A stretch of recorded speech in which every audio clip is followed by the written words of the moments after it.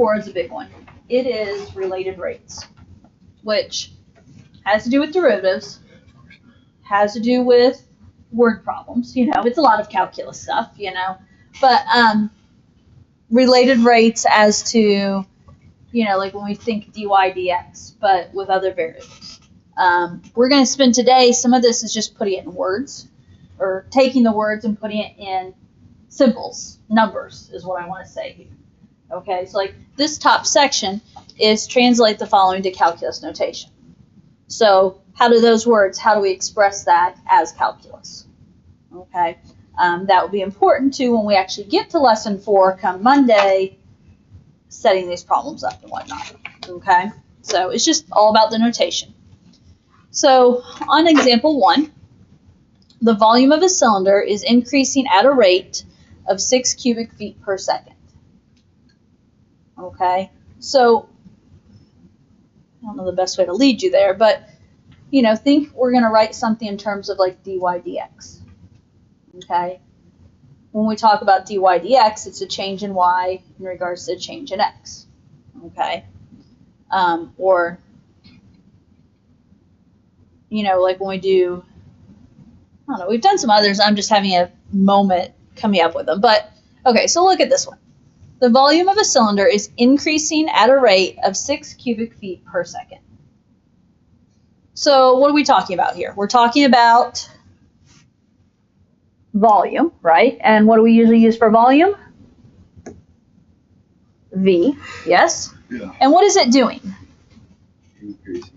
Increasing at a rate. What's that tell you we're talking about? The derivative. So we're talking about the derivative. So the derivative volume with respect to, well, look at your label here. Label, and I guess it's one of those things, if all else fails, what variable are we usually talking in respect to?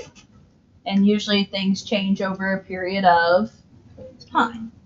Okay, and if you notice here, it's feet per second. So we're talking about that second here.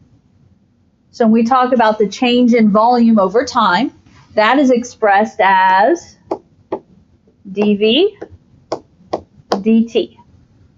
In other words, the derivative of volume is, we can say v prime, but we also often say dv dt. And what is that equal to here? What is the derivative of volume equal to? 6. Positive or negative 6? Positive. It's increasing, so positive 6. And then cubic feet per second, so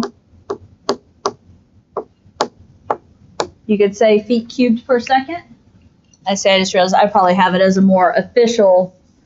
They kind of frown sometimes on doing the slanted fractions. So officially I should say 6 cubic feet per second. Okay.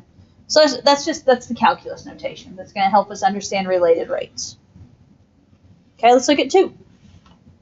The depth of water in a rectangular pool is decreasing at a rate of 2 inches per hour.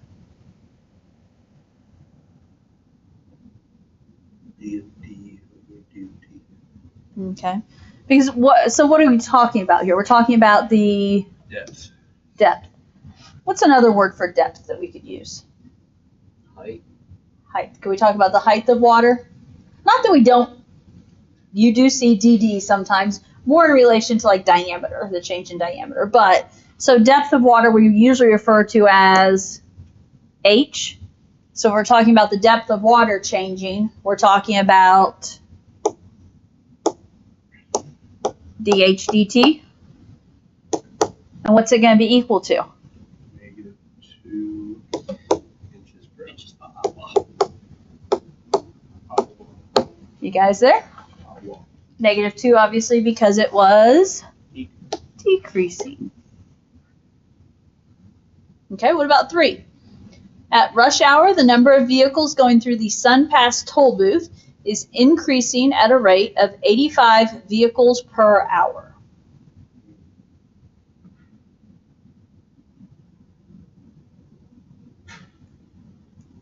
What's changing? Number of vehicles. Okay, I had to look and see what I used. What could we use for vehicles? V. V. I know we usually see V and I think velocity or volume, but so how can we express the change in vehicles?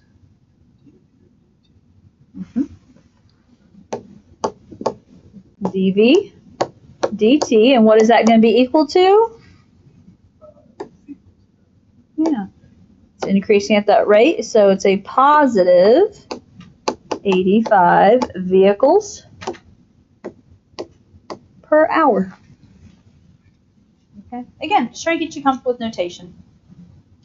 And 4, air is escaping from a spherical balloon at the rate of 15 cubic centimeters per second.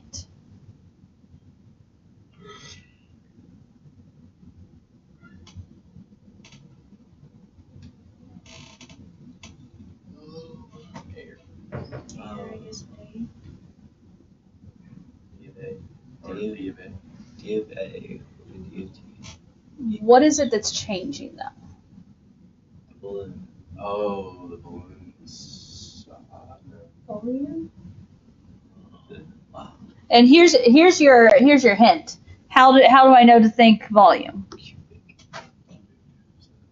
Cubic centimeters per second is a volume label.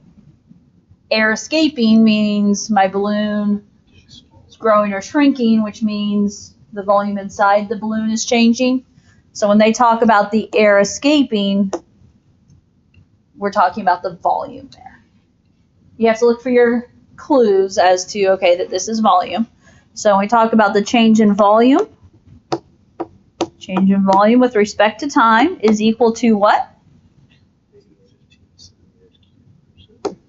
Negative 15 cubic centimeters per second. Because it did say escaping, so that is a negative, yes?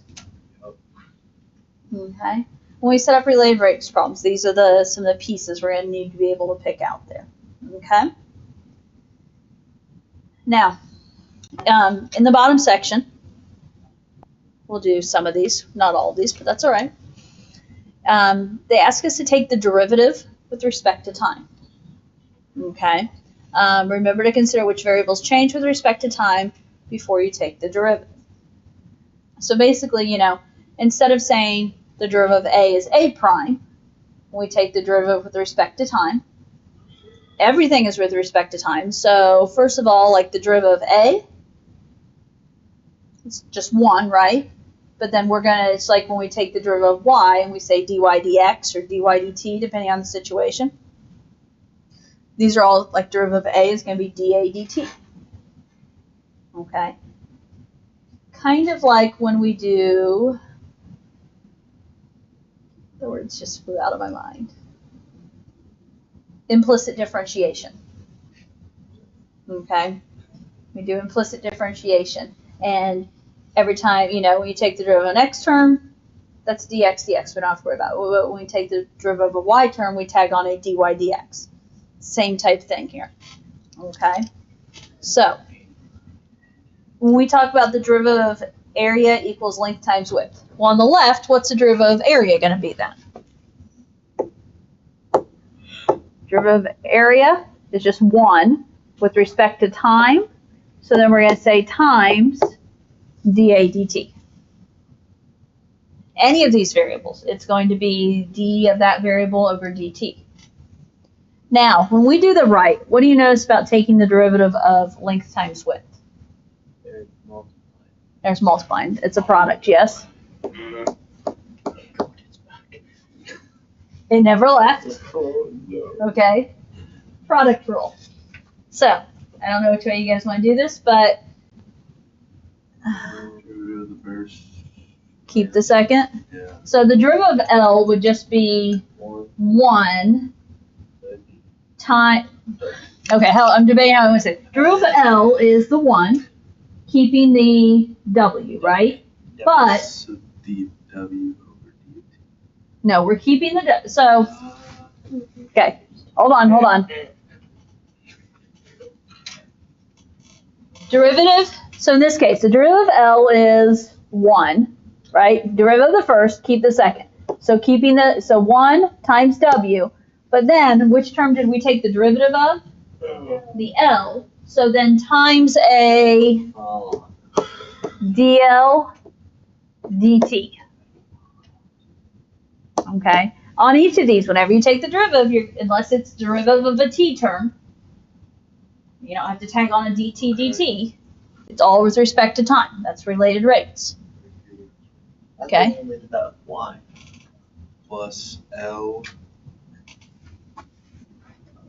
dw over dt. Because officially, you're keeping the L. The derivative of w is 1, but then dw dt. And we're going to do that anytime we have more than one variable happening within the problem. It's so nice when we have just a whole bunch of x's, because you don't have to worry about all of this. But these formulas don't just have x's. Okay? Number 6, circumference of a circle. Well, the derivative of c, what am I going to put? DFC dc over dt. Now, derivative of 2 pi r. Oh god. I don't know. No. Don't overthink it. Duh. Wait, it's. Oh, that one. Okay. Wait, is it just 2? But isn't the derivative of a number 0? So, think about It's a constant. 2 pi is like the coefficient. So like, okay, here, So it's 2. side note. If we said the derivative of 5x, 5, okay? So if I say the derivative of 2 pi x, 2 pi. 2 pi. Oh, So derivative of 2 pi r, 2 pi. 2 pi times, 2. now, dt. dr dt. The derivative of the radius with respect to time. Okay? So basically, every time you take a derivative of a variable, unless it's t, you're plugging in that derivative of it. Okay? Can we do 7 real quick? Maybe. It's an easy one, I think. dv over dt. Oh, crap. 3 equals 3s squared ds dt. Yep. Let's go. Okay? Good job, Tate. Okay. We'll pick up more with that on Monday. Sounds so far away. Unless something wonky Oh, happens man. tomorrow. It's Monday. Wow.